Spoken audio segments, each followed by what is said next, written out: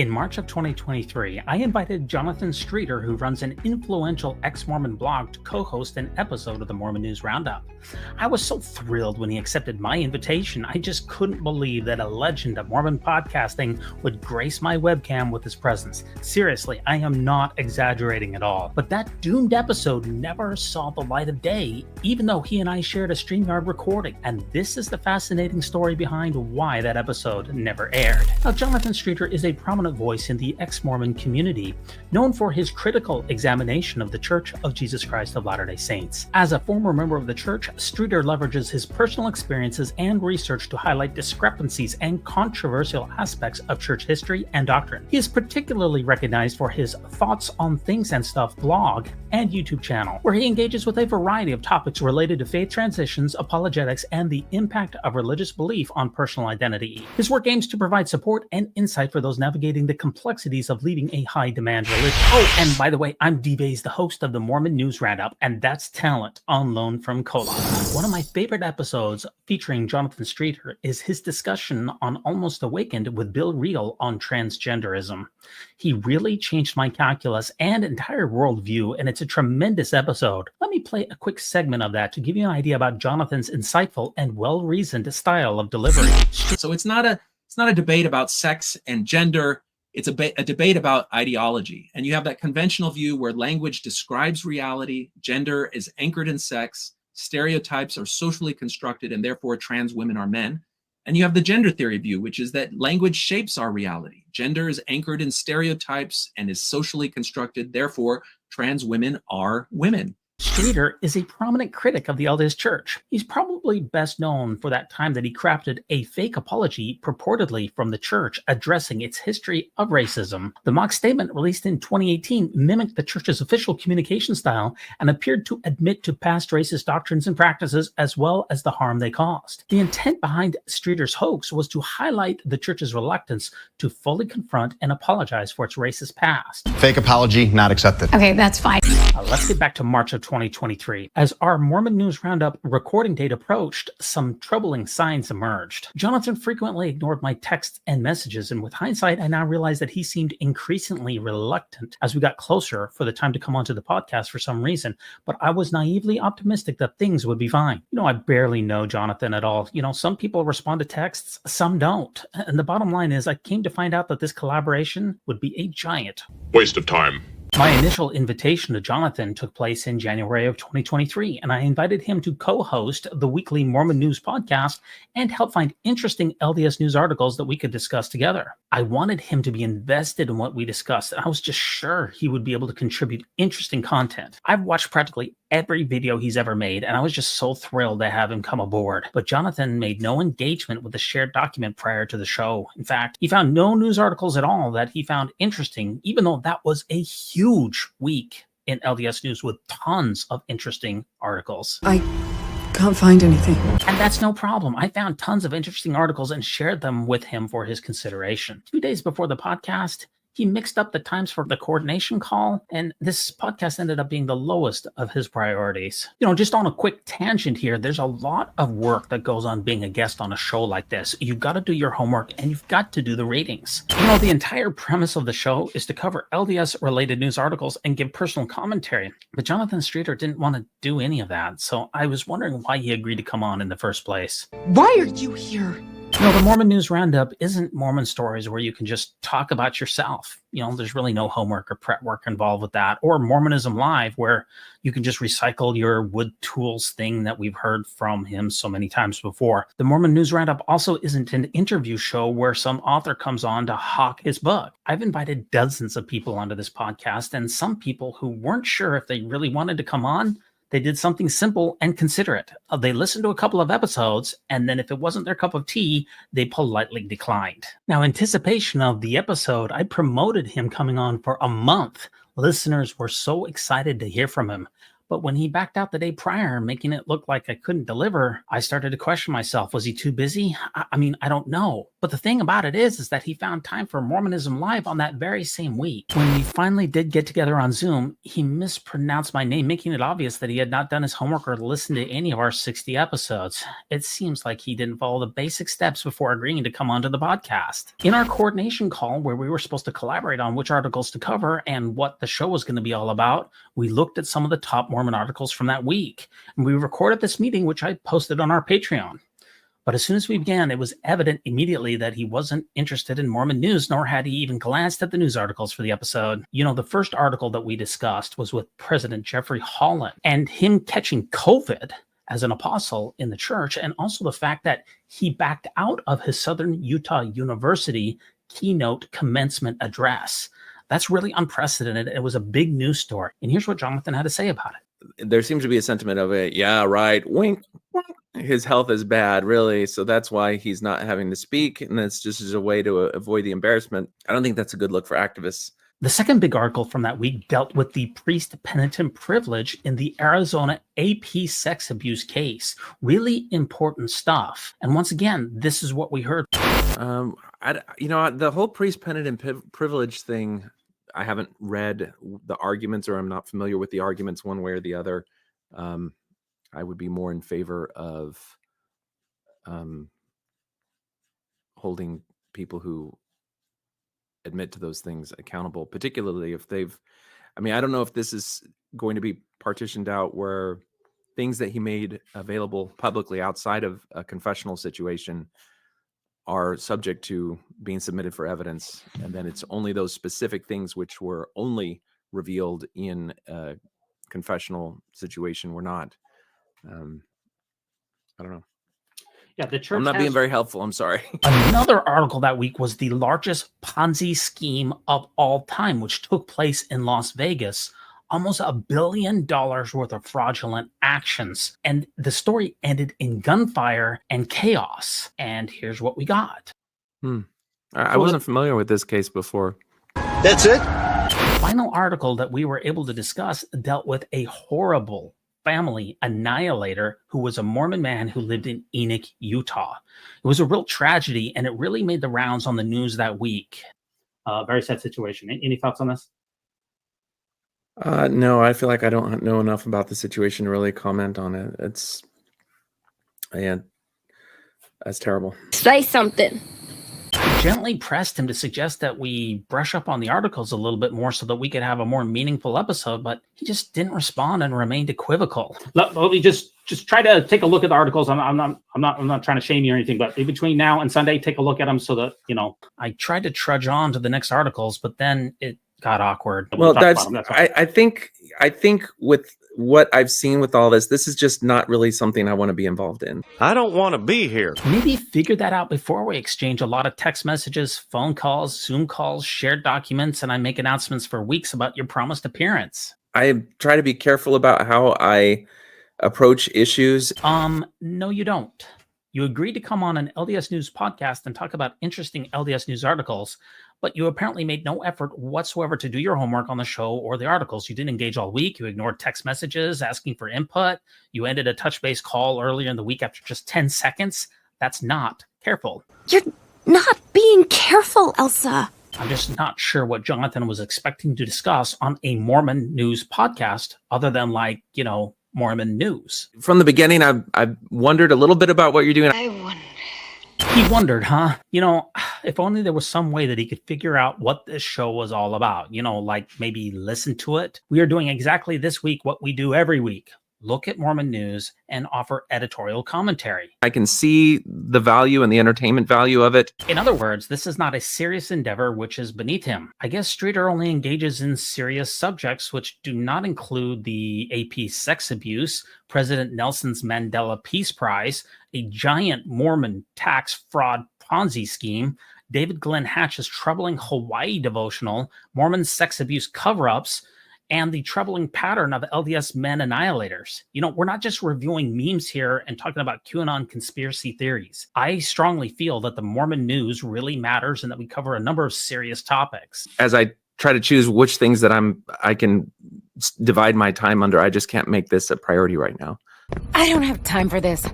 I totally get it. And perhaps the slightest shred of an investigation before coming on would have been appropriate. Perhaps looking on Monday at the news articles and realizing that this isn't for you would have been appropriate. Or better yet, perhaps months before you could have figured out if this was all worth your time by being careful about how you approach issues. Did your priorities really change, or was this just an incredibly low priority for you to begin with and you had no intention of fulfilling your commitment? Good question.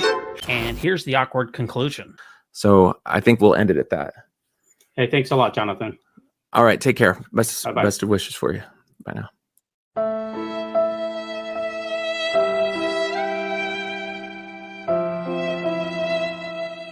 Bye-bye. With those words, Jonathan Streeter hung up the Zoom call practically before I could thank him for his time. No apology, no regrets, no thanks anyways. Not even a half-hearted, bogus, lame excuse. No, hey, you know what? I should have figured out that contemporary Mormonism just isn't my thing long ago. Nope, just a cold hang-up. I was honestly dumbfounded. I feel bad. And that's just left me wondering, why do I feel so bad? Am I just this shallow? Am I so insecure that I need personal validation from Brother Streeter? I mean, I hardly know him. I mean, what's wrong with me? I wonder the same thing too. Why is this bothering me so much? Can't I just forgive and move on? And should I even air this in public? Why am I dwelling on this so much? Why am I losing sleep over what some guy I barely know thinks? And honestly, I can't seem to answer those questions. Let me just say that Jonathan Streeter was someone I looked up to. I was just so excited that he agreed to ruminate on what I call the great and spacious beehive. Perhaps I expected too much. Looking back, I should have seen all of the warning signs that something was not right, but I was just starstruck. I guess I was just looking forward to hearing Jonathan Streeter's thoughts and learning from him. I mean, I dreamed that this was going to be an amazing time to learn and grow from one of the godfathers of Mormon YouTubing. I guess I just expected him to be the thoughtful, considerate person I grew to admire from afar through his popular blog, controversial fake apology letter, and brilliant Sunstone addresses. And once again, I guess I'm just really a shallow person because I was just so sad that he was not at all sorry for flaking out during the entire process. He didn't cancel because he had an emergency or something really important came up. No, he made sure to invalidate me on a personal level in multiple ways. The tradition of Festivus begins with the airing of grievances. I got a lot of problems with you people.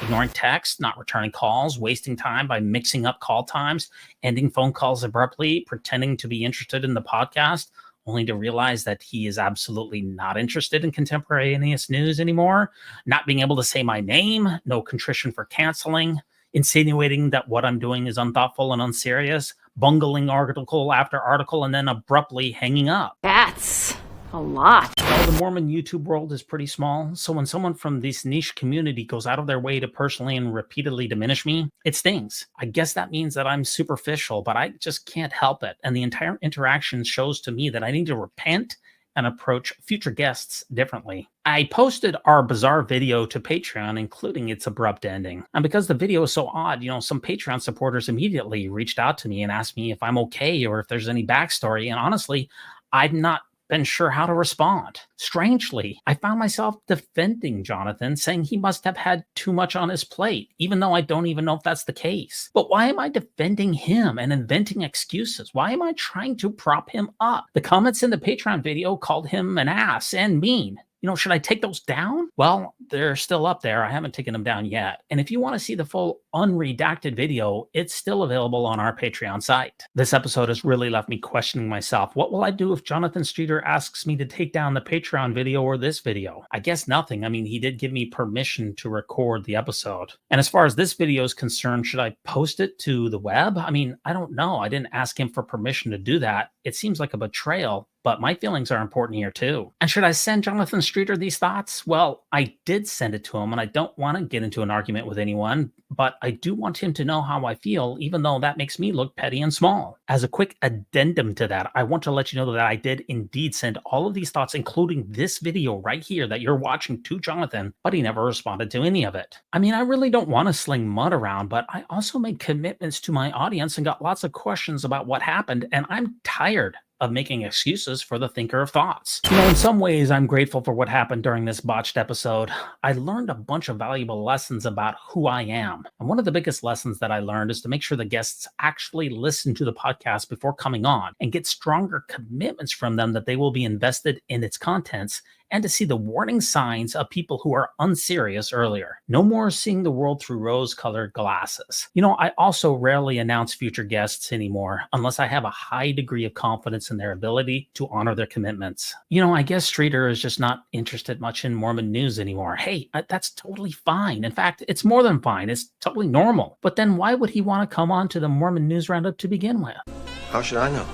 Now, as part of an epilogue, a few weeks after this debacle, I had a conversation with one of Jonathan Streeter's associates about this aborted endeavor, and this person told me that Jonathan Streeter allegedly felt bad about what happened, and that he was embarrassed that he came unprepared. But Jonathan never said anything to me about it, even after I reached out to him, and he's ghosted me ever since. The real question is, can I be the bigger man? And perhaps with the release of this video, I've answered that question. No. I do see a lot of irony in what Jonathan Streeter has espoused regarding the need to demonstrate the qualities of forgiveness and grace in our interpersonal relationships when he appeared on Ward Radio about a year ago. Sweet. The concepts of forgiveness and grace sound like you're talking about some sort of religion. They sound religious, just the idea of forgiveness and grace, but they are interpersonal dynamic principles that are so powerful because none of us are perfect. All of us are going to hurt people we love. All of us are going to make mistakes, and we're going to have people in our lives hurt us. If we take the worst chapter in somebody's life and then try to get them non-personed, whether you want to call it canceling or demonization or whatever, if you start applying that to everybody in your life, you are going to find yourself alone in a sad state of affairs, psychologically speaking. When you contrast that with what can happen when you extend forgiveness and grace. Forgiveness and grace opens the door to reconciliation. It opens the door to empathy. It opens the door to a stronger bond and connection for our society and for interpersonal relationships. It is so much more powerful than absolute demonization. I think he has a great point. Forgiveness and grace are essential for personal healing and emotional well-being when we feel harmed by someone. By extending forgiveness, we release ourselves from the burden of resentment and allow space for understanding and empathy. Embracing grace fosters a path towards reconciliation and personal growth, ultimately strengthening our relationships and inner peace. Perhaps this video will be the first step along that path. As the thinker of thoughts on things and stuff, my thoughts can only be of my Balenciaga. What was that? In conclusion, I'm sure a lot of you might wonder why I chose to make this episode, and I do wonder that same thing a little bit myself. All I can say is that there's a lot of anguish that went on behind the scenes with this episode. The Thinker of Thoughts left me high and dry, and that week's episode is literally the only episode in 3 years that I've released without a co-host. I made promises to my audience that I ended up breaking. Now, I'm not telling you all of this so that you'll take my side or so you will think worse of someone else. My side, your side. I'm telling you this because Mormon podcasting is a deeply personal endeavor. I'm sharing with you some of my personal disappointments, including the controversies, and my human irrationalities that are inherent in this humble endeavor. This episode that you're watching is much more about me than it is about him. I know you may find this hard to believe, but I hate burning bridges. But if I find myself in the middle of a bridge that someone else set aflame, that limits my options. I don't know if this bridge has been burned down, but it's definitely significantly charred. And I don't think I have to tell you that I find it odd that someone says that the Mormon News Roundup is not a serious endeavor and that it's not worth his time and that it is fundamentally misguided, but then goes on to Ward Radio. I don't understand how that works. So Jonathan says that he's worried about what I'm doing, but has no worries about what Ward Radio is doing? That seems backwards. And Jonathan says that he wants to be careful about how he approaches issues, so then he goes on to the one contemporaneous LDS podcast, which is not at all careful about truths and facts. He spends almost 3 hours on Ward Radio, 4 hours on Porch Time, but can't do a quickie on the Roundup. What am I missing? A few final thoughts. Viewers in the Mormon and ex-Mormon podcasting and YouTube communities too often take sides, and they give people free passes for bad opinions or bad behavior if those people are on the same team. For instance, ex-Mormon podcasters rarely criticize John Dehlin or Mormon Stories, and faithful podcasts almost never criticize church leaders. But I'm not on Jonathan Streeter's side. We're not on the same team. And because I don't have a side, I feel no allegiance to anyone with regards to content creation. I just like talking about Mormon news with other people who will value my time, are well informed, and have interesting insights. If you do as well, you're definitely in the right place. I like it here. Please let me know in the comments if you think I've been fair or whether this episode that you're currently watching should have been made at all. I always find it remarkable when I lose subscribers because I took issue with someone who's on the subscribers team, but I stopped caring about that long ago. One last clip here, because Jonathan does point out how being a perpetual critic can turn into irrational cynicism. Perhaps that has infected my worldview. But after what I've highlighted with regards to our personal interactions for our previous unaired episode, I can't help but see the irony. There's something very alluring of tearing things down, of criticizing. Because when you can point to something and say that's wrong, there's a rush of moral superiority that affects your psychology. And it makes you feel better about yourself because you have pointed out to something wrong. And when it's wrong and somebody else is being hurt, then you're defending somebody who's oppressed. That also feels good. You know, there's a chemical reaction in your brain, a sense of ego that comes in. And if it's part of your own story and liberating yourself from something that you now see was hurtful to you in the past, there's a personal catharsis that goes along with it. In conclusion, my experience with Jonathan Streeter was both enlightening and disappointing. Despite my initial excitement and admiration for his significant work and contributions to Mormon theology and contemporaneous issues, Streeter's lack of preparation and engagement was a stark contrast to the thoughtful and critical persona he presents on his platforms. And this experience has taught me valuable lessons about ensuring guest commitment and the importance of mutual respect in any collaboration. While this episode may come across as airing grievances, my intention is to share the personal challenges and realities behind the scenes of Mormon podcasting. I harbor no ill will towards Jonathan, and I wish him the best in his endeavors. This experience has been a reminder to stay grounded and realistic and to continue striving for meaningful and well-prepared content. Thank you for listening, and as always, your thoughts and feedback are welcome. And if you're out there, Jonathan, my door is always open for a conversation.